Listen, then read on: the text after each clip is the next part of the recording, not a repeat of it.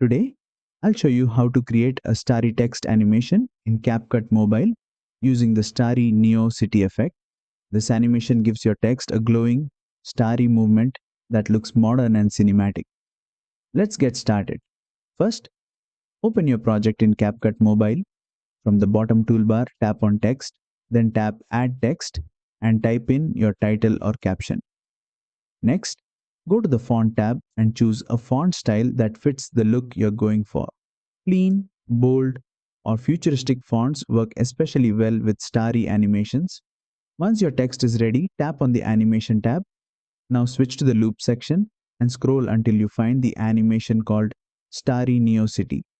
Tap on it, and you'll instantly see your text come alive with a glowing star-filled motion that feels energetic and visually rich.